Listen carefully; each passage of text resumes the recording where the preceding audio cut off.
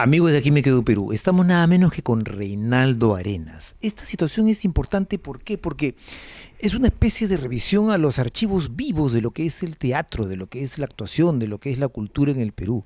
Y además porque yo he venido también con muchas ganas de preguntarle cosas de natural curiosidad, porque ¿en qué año se hizo, por ejemplo, Reinaldo, la película Tupac Amaru? Fue rodada en el año 83, todo el año 83 y prácticamente el 84 se exhibió en el mes de marzo, pero fue todo un año de filmación completa, ¿no? Hago este preámbulo porque 83 entonces yo estaba terminando su secundaria. Y cuando veíamos esta película de Tupac Amaru, para nosotros era una cosa de otro planeta ver el tema de Tupac Amaru que nos habían enseñado en el colegio y verlo en pantalla grande con estas escenas de caballería y todo eso. De ese detalle vamos a conversar en un momentito con Reinaldo Arenas. Reinaldo Arenas, ¿qué tal? ¿Cómo estás? Bien, bien, aquí reactivando nuevamente, ya un poco más, digamos, llenos de vitalidad, ya la pandemia se está yendo. Se ha reaperturado nuevamente las actividades artísticas y es un logro para nosotros porque hemos estado 2 años realmente casi inmovilizados, ¿no? En este caso, en estos 2 años, ¿tú también has estado de paro o ha habido proyectos virtuales y estas cosas? Bueno, se hizo un intento de hacer teatro en forma virtual, pero no funcionaba. Mucha gente no entraba a internet, a veces la gente llegaba tarde. He hecho algunas locuciones, hice algunos eventos, pero fue muy difícil, fue una época muy Y difícil. además la tecnología, si bien sirve, es útil para algunas cosas, desde el punto de vista teatral es como un alejamiento de lo que es el teatro en vivo, por ejemplo. Claro, en realidad estábamos supeditados solamente a un lente, a una cámara y sentados, ¿no? Sí, pues. Pero el teatro pues es presencial, hay movimiento, hay toda una estructura que necesariamente el teatro tiene que ser un teatro, ¿no? Exacto. Pero funcionó, la gente se quedó pegada, no había la gran asistencia masiva, pero no bajamos de 20 a 30 personas, que era un alivio, un consuelo, ¿no? Así es.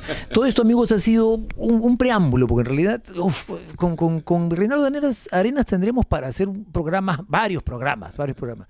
Entonces, lo que vamos a hacer con Reinaldo, vamos a empezar un poco de lo interno, de lo íntimo, de lo particular, hasta lo universal, pasando por esa comarca que es Perú y el mundo, ¿no? Pero vamos a empezar de lo primigenio, que es un poco tomándome a mí como referencia, ¿no? De niño, ¿cómo es que empieza esto de ti, el teatro? ¿Te cayó de casualidad? ¿Lo pensaste? ¿Lo imaginaba? ¿Cómo es que te llega el arte, la cultura y el teatro, más específicamente la actuación, a ti, a tu vida, cuando eras niño? ¿O cómo fue ese proceso? Bueno, yo vengo de una ciudad muy emblemática en el Perú, que es Cusco. Yo nací en un barrio que se llama la calle Fierro, donde eran 3 o 4 cuadras, donde se aglutinaba mucha gente que estaba vinculada al arte en general. Habían músicos, poetas, pintores, artesanos, y había una gran cantidad de gente dedicada al canto vernacular. La calle Fierro, La dice. calle Fierro, sí, que es ¿Se una... llama todavía así ahora? Sí, se llama así, todavía es una calle emblemática que está justo en el corazón del Cusco, está pegado al mercado de San Pedro y a la estación de tren. Entonces, estamos en el mismo corazón del Cusco y era un barrio, como digo, muy emblemático porque había una gran cantidad se respiraba mucho arte. Entonces yo desde los prácticamente 2, 3 años siempre dormía susurrado con las zampoñas, con las quenas, con los pincullos, con las antaras. O sea, digamos que era parte del vecindario escuchar todos estos ecos de cultura. Sobre todo los carnavales, ¿no? Los carnavales no había un gran fervor, había mucha danza, mucho canto, mucha jolgorio y también había mucha gente que trabajaba con sus manos como artesanos que trabajaban la arcilla, exacto, los telares, las chompas. Entonces, desde ahí comienzo yo prácticamente ya a... ¿Qué recuerdas? ¿Qué edad tenías? Tenía pues entre 2 y 3 años, ¿no? Porque yo a los ¿Dos cinco, y tres sí, años? yo a los 5 años ya regreso, digamos, mi mamá me trae a Lima, ¿no? Pero hasta los 5 años he vivido muy inmerso en esta tradición, en este tipo de costumbres muy metidas en el Ande, ¿no? Y cuando vengo acá a Lima, pues mamá lo único que se le ocurre es emplearse como empleada doméstica y caigo en la casa del señor Luis Hernández Camarero, que es un poeta de culto, ¿no? Ahí viví con ellos hasta los 11 años y es ahí donde prácticamente empieza un poco ese interés por el teatro. Pero básicamente, digamos, una reafirmación y una especie de aprender el gusto por el arte nace en el pericultorio Pérez Araníbar, ¿no? Yo a la edad de 7 años, mamá se ve inmersa en una enfermedad casi incurable y se ve obligada a dejarme en el pericultorio donde estuve 18 meses y ahí los hermanos maristas se preocupaban mucho por la educación, pero también por la educación artística. Entonces habían clases de declamación, pintura, teatro, danzas, coro, y se escuchaba mucha música clásica. Entonces es ahí donde prácticamente comienzo a los 6 años a subir a un estrado a declamar, ¿no? Ahí en el puricultorio. San Aníbal. Donde dice que estuviste 18 meses nada más. Sí, 18 meses. Ya mamá se sanó, me recogió. Y luego, digamos, en la secundaria compartí carpeta a los 11 años ya con un actor precoz que era Fernando Larrañaga Travesí, hijo de doña Gloria Travesí. Fernando Larrañaga Travesí, hijo de doña Gloria Travesí. Entonces con él llegamos al primer año de secundaria, y él, muy acucioso en todo lo que hay que hacer cultural, formó un círculo cultural que se llamaba el Círculo Azul, donde estaba él, que era chileno, había un amigo Roberto Ríos, que era boliviano, había un amigo Nisei japonés, que se llamaba Ricardo Kanashiro, y yo, y formamos este círculo cultural, y todos los sábados nos íbamos a la casa de Fernando a declamar poesías en la azotea. ¿Para esto qué edad tenías ya? Ya tenía 11 años. 11 años y ya estabas, digamos, ejecutando, inmerso en la cultura. Exacto. Y termino la secundaria y ingreso a trabajar como auxiliar de educación, y mira cómo es el destino. Ingreso a trabajar a un colegio superior, y ahí conozco a don Guillermo Ugarte Chamorro, director del Teatro de San Marcos. Y nos hicimos grandes amigos. Que fue además, creo, después el fundador del ENSAT, Chamorro. Él fundó la ENAT. La ENAT. En la Escuela Nacional de Arte Dramático, luego se convirtió en ENSAT, y luego INSAT, Instituto, y ahora es ENAT, ¿no? ENSAT. Entonces... Para recapitular, o sea que terminaste secundaria... Y entré a trabajar como auxiliar de educación en este colegio, y lo encontré a don Ugarte Chamorro.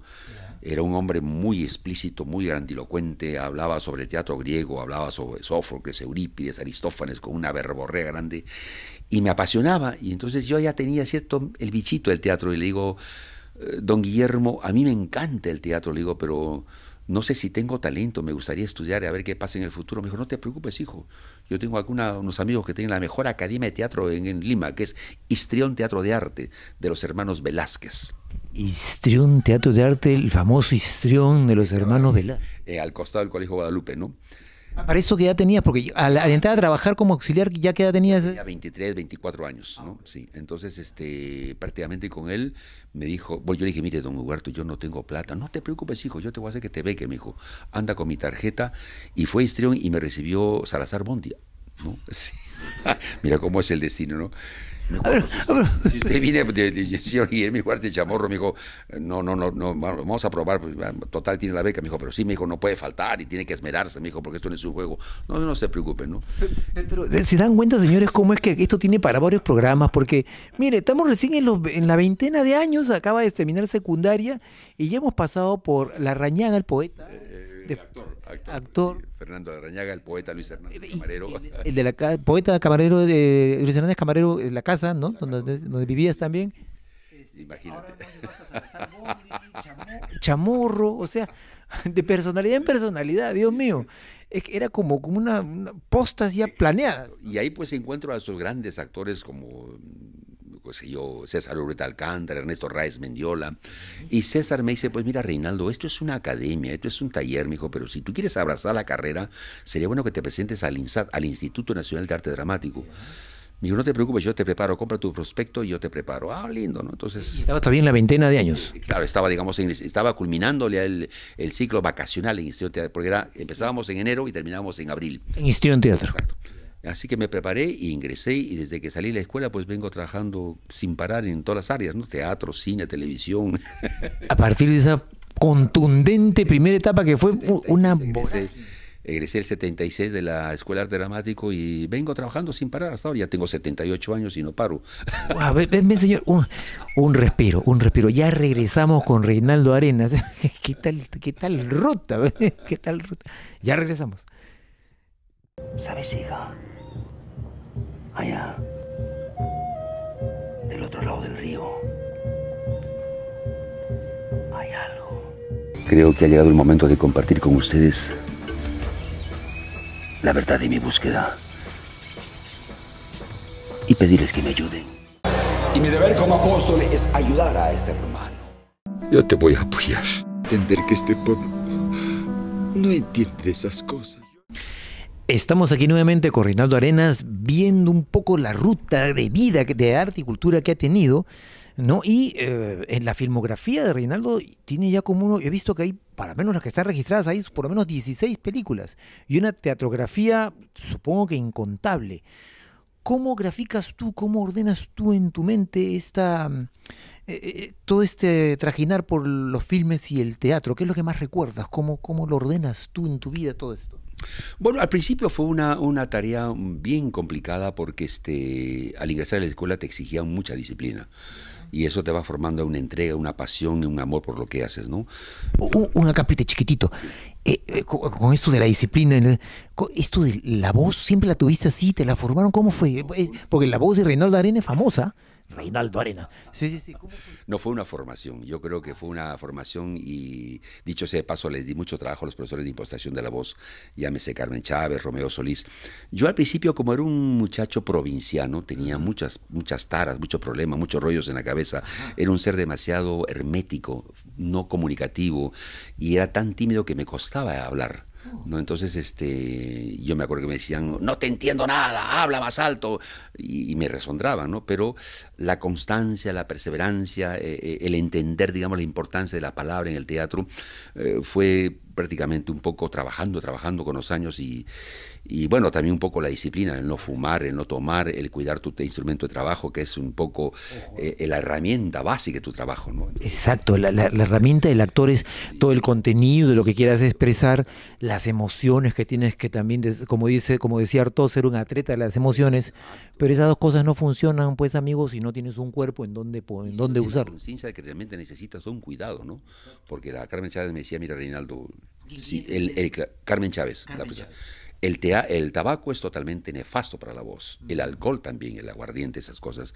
Y cada cierto tiempo necesitas una higiene bucal, o sea, inhalar cosas buenas, mentolatum, hacer purificaciones, en invierno andarte con una chalinita de seda, no tener muchos golpes de viento, no ingerir muchas cosas picantes, o sea, requiere un cuidado, pues. Es casi como un apostolado. Exacto, y una mística, ¿no? Entonces, si esa es tu herramienta de trabajo, tienes que cuidarla, igual que tu cuerpo, ¿no? O sea, también no puede estar pues llegando a la obesidad, hay que controlar tus alimentos, tratar de hacer mucha gimnasia corporal, trabajo corporal que es importante, ¿no? Y todo esto surgió entonces por el tema de la disciplina que en este caso tenías, en la escuela, ¿no? En este caso la INSAT, en ese entonces. La INSAT, ¿no? Ahí yo me acuerdo que había gente como Trudy Kressel, que era la profesora de expresión corporal, los hermanos Velázquez, Sergio Arrao, que ¿no? Entonces siempre te decían que había que estar trabajando constantemente tanto tu cuerpo, tu mente y tu voz, ¿no? Que eran los pilares para el actor, ¿no? Y ahora, una curiosidad, ya un poco también de curiosidad del actor, ¿no? Cuando estabas trabajando en la película esta Tupac Amaru, estabas joven, ¿todavía qué edad tenías? Tenía 42 años. 42. La edad propia de Tupac Amaru. Exacto. ¿Cómo te sentías? ¿Qué vivencias? ¿Qué sentías del saber de que estabas haciendo ese filme que no solamente era histórico desde el punto de vista de la importancia, valga la redundancia, histórica, sino porque el filme iba a quedar para la posteridad? ¿Tú cómo te sentiste como ser humano en ese momento sabiendo que tenías este rol y este peso, ¿no? Bueno, con mucho miedo, porque era una responsabilidad sobre mis hombros, estaba prácticamente toda la película. Y la ventaja fue que hablamos mucho con Federico García. Había un diálogo hermoso. Antes de empezar la película hicimos muchos ensayos de mesa, muchas discusiones para ver el perfil, la psicología, el temperamento de Tupac Amaru, porque no había ninguna iconografía de Tupac Amaru. Nos basamos en un retrato de Milmer Cajahuaringa y bajo ese boceto comenzamos a darle toda una composición física y psicológica al personaje. Comenzamos a hablar con muchos historiadores como Juan José Vega, Tilio Sibirici, Buroncle, y íbamos creándole todas las situaciones dramáticas de la película, pero era una gran responsabilidad porque era ahora o nunca.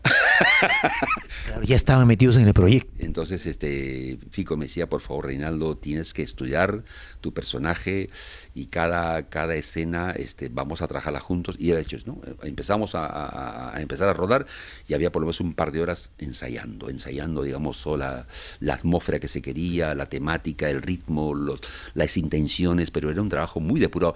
Y sobre todo había gente muy cubana.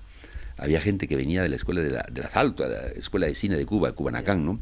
Y ahí los actores cubanos también eran muy profesionales, entonces había una química realmente profesional entre todos, ¿no? Muy interesante. Y eso se siente en la película, la película se siente esta producción de peso. Una armonía, un conjunto donde todo el mundo respiraba por un bien, el hacer un trabajo de altísima calidad, ¿no? Me acuerdo mucho, y eso, Pablo Fernández, el actor que hacía el corregidor, creo. Claro, sí, era un personaje de un clero, ¿no? Sí. Que era un representante de la iglesia. Bueno, Pablo Fernández era un puntal, y yo le debo a él la película, porque él me propuso para hacer esta película.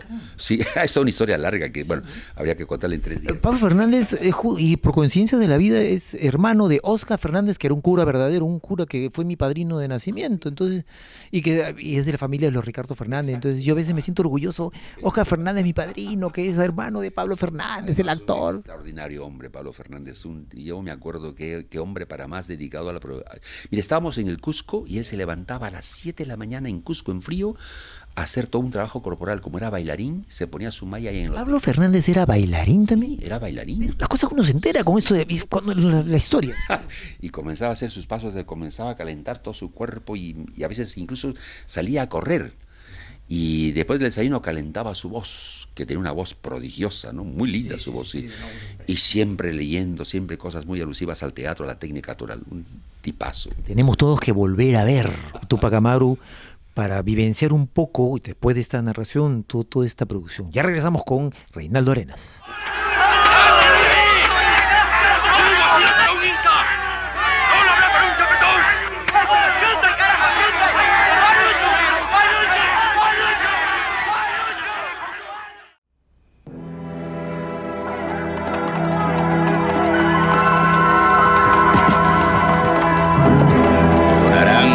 Sangre su cabeza, sus pómulos con golpes y con clavos sus costillas le harán morder el...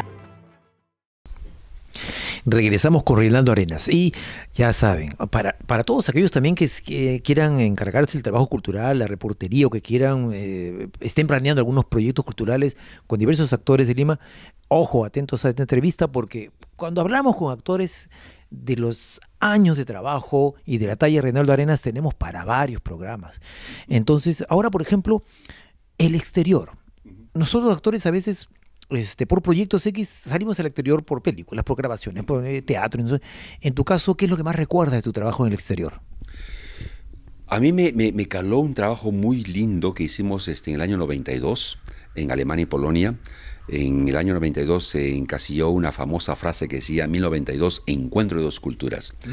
Y nos juntamos con un grupo musical Quillapas y América Sur y fuimos a Alemania y a Polonia a demostrar que no fue el encuentro de dos culturas, sino fue el aniquilamiento de una cultura. Y lo decíamos en un espectáculo teatral musical en las calles, porque era un espectáculo que estaba destinado a hacer en la calle, no en teatros. Y comenzamos a hacer una difusión por toda Alemania y Polonia. Pero lamentablemente en Alemania tuvimos que retirarnos porque casi nos matan los neonazis.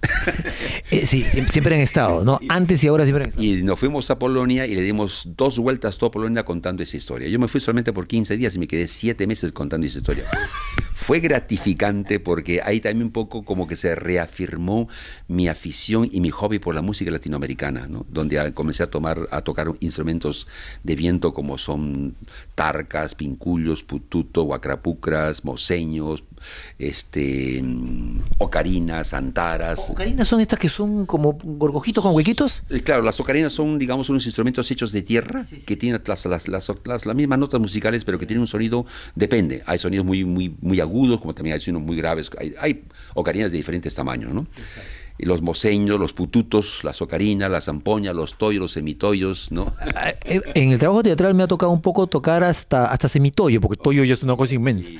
Se requiere toda una técnica para poder, digamos, soplar, ¿no? Y resistencia. Había esta tradición de echarle también su aguardiente a la caña. Pero por supuesto, aguardiente en la caña. Hay que curar con su cigarrito, su cañita y su coquita, ¿no? Y se va curando, cosa que ese instrumento se pone al temple y comienza a sonar como los dioses, ¿no? Exacto. Y dime una cosa, quiere decir que en ese sentido también se ha dado la situación en que has dado cursos, talleres sobre estos instrumentos peruanos? Sí, sí, yo me acuerdo, en el año 2008 estaba en Estados Unidos tocando en la calle con unos amigos y apareció un hombre muy hermoso, grande, alto, barbón, que era un representante de la cultura Amish, que son Sí. los Amish. O los cuáqueros Los también. cuáqueros, exacto. Entonces me llevó una semana a su aldea a dictar un curso a los niños sobre el origen de estos instrumentos, porque le apasionaba estos instrumentos, ¿no? Entonces hicimos toda una charla de cómo es el origen de la quena, la zampón, entonces fue un trabajo muy lindo. Y otro trabajo también hermoso que hicimos en el cine fue con Lucho Llosa en Australia, Sniper, con Tom Bereich y Billy Zane, que fue un trabajo también muy hermoso porque también hubo encuentro de los nativos de Australia con las quenas, ¿no? Y eso también fue un trabajo. También tienen a veces sus instrumentos particulares. Exacto, exacto, muy lindo. Y Unos tubos que tienen unos sonidos guturales. cultural muy bonito, muy bonito. Y hubo un encuentro muy lindo, de mucha mística, de mucha intriga. Y qué coincidencia, todos tienen un profundo respeto a la naturaleza. Ahí siente hay una comunión con la tierra, con los sapos, con las montañas, ¿no? Con los ríos. Entonces, fue un trabajo muy lindo, muy gratificante para uno, ¿no? Exacto, son estos intercambios de cultura en donde tú, al conocer a otros seres humanos y cómo funcionan, cómo operan, te conoces un poco más a ti mismo. Así es, y te interesas más también por tu pasado, ¿no? Claro, aprecias también lo tuyo, ¿no? Exacto, exacto. Y ahora te iba a preguntar sobre los proyectos actuales, que actualmente, ya un poco regresando a la comarca Perú, ¿no? ¿Qué hay por ahí? ¿Qué se está planeando? ¿Qué estás? Acabamos de terminar una película con Juan Carlos Oganes, una hermosa película, Carta Roja, que es una película también que va a dar mucho que hablar. Ya la ha terminado, estamos prácticamente ahorita editándola. Se avecina este mes de junio, estamos estrenando una obra de Henry Ibsen, Casa de Muñecas. Ah, la que me comentabas que es en Campo Abierto, en Miraflores. Abierto es sí, en junio, que es otro trabajo también muy lindo. En junio se estrena. En junio, ahorita ya la próxima semana, ya cada 2 semanas, ¿no? Y en agosto estoy empezando también otro largometraje que se llama El Puma, que es una visión, digamos, un Far West andino en la ciudad de Huaraz. Sí, vi los avances ahí de la publicidad en YouTube. ¿Qué es lo que se puede avanzar de eso? Porque suena impresionante. Muy lindo, habla un poco sobre lo que es, digamos, la vigeo, ¿no? Las propias, digamos, problemas que se encuentran en el Ande, ¿no? Y tengo el antagónico, que es un personaje que es un capataz muy abusivo, prepotente, propio de los terratenientes de aquella época, ¿no? Y estamos ahí trabajando, eso se va a ver en agosto y calculo que en septiembre y octubre también tengo una comedia en Barranco, ¿no? Sí, así que estamos ahí. También el ritmo está bueno. Ya está retomando. Bueno, hay otros proyectos que también no se han concretado, pero ya estos son ya prácticamente que ya dieron carta verde, o sea, ya luz verde para salir, ¿no? Ah, genial. Y ya como Reinaldo Arenas, en lo que a ti te provoca desarrollar, hacer, ¿qué es lo que a ti te apetece? ¿Qué sientes que te falta hacer para completar tu lado artístico de actor, de director, de maestro, no sé? ¿Qué hay por ahí que quisieras hacer en el futuro? Mira, yo estoy cumpliendo ya 78 años, creo que unos 5 años más y ya me retiro.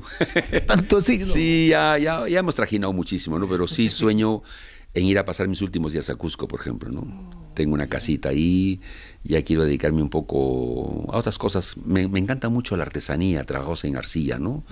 Ya este mes también creo que ya sale mi jubilación, estoy jubilando como actor. ¡Wow!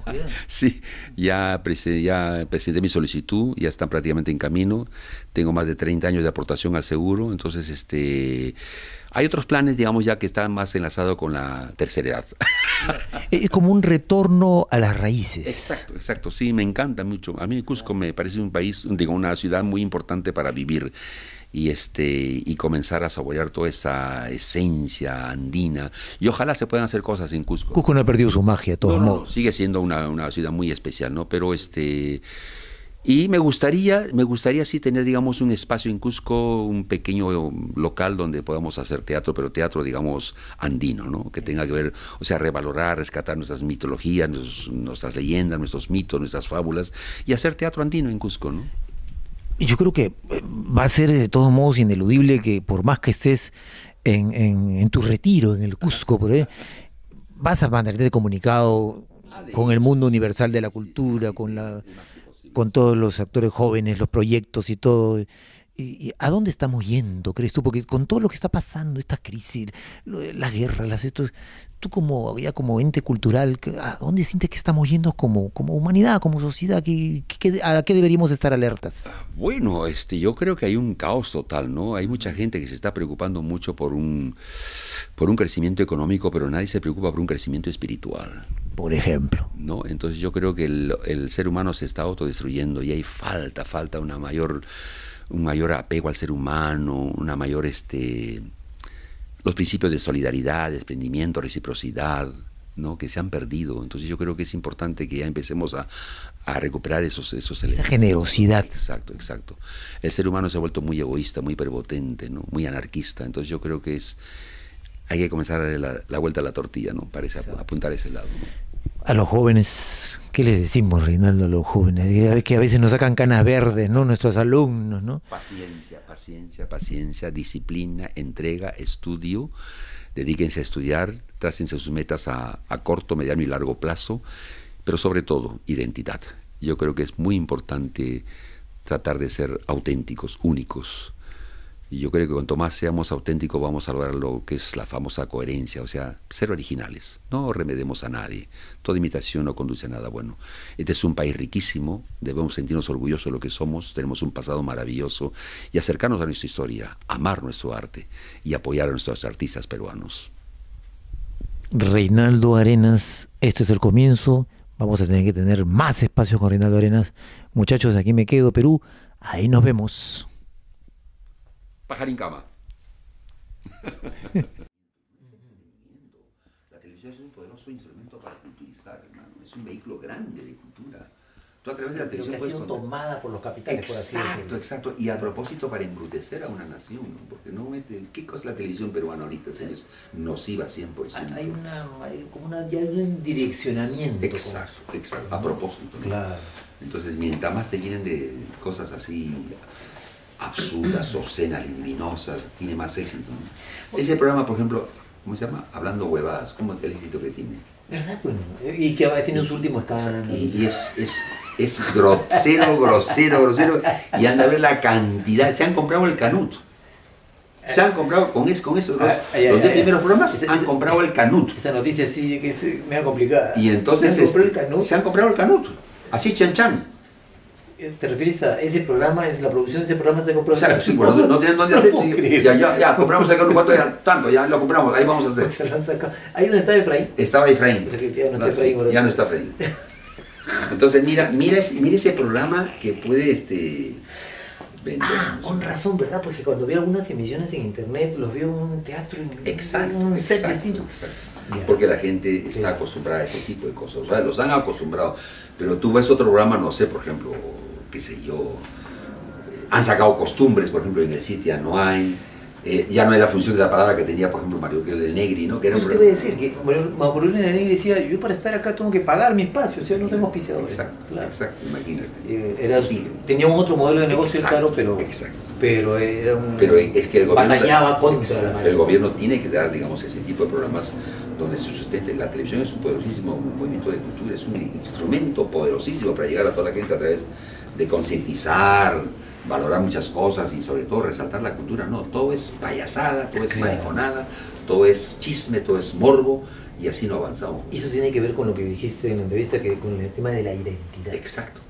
Porque si hubiera, por ejemplo, algunos empresarios con una identidad distinta, empresario, pero y con identidad. Por supuesto, apostarías, ¿no? Como son los empresarios chinos. Claro. Los chinos tienen una cosa muy curiosa. En el imaginario, en el constructo mental de los chinos, su país no acaba en su frontera. Ellos consideran, según sus tradiciones, que donde hay pobladores, ciudadanos chinos que están fuera de sus fronteras, su país está continuando ahí. Y se va extendiendo. Y se extiende. Y son un montón. Claro. O sea, que se están extendiendo. Claro. Y ahora China es una potencia. Es una potencia. Tú te vas a cualquier parte del mundo y tú ves un producto, es made in China. Y un empresario chino funciona con su identidad. Exacto. Entonces, ahí es eso hace nos falta a nosotros, sentirnos orgullosos de lo que somos, ¿no? Claro. Y mucha gente no le da importancia al producto peruano. Tenemos que tramar algo. Sí, hermano. Tramar algo. Fernandito, muchas gracias. Ok, Fernandito, gracias. Oye, ¿no te mueres de frío? No, tengo mi polo abajo y tengo mi chaleco. Ya. Ok. Claro, sí. Okay. Preparado para estos inviernos.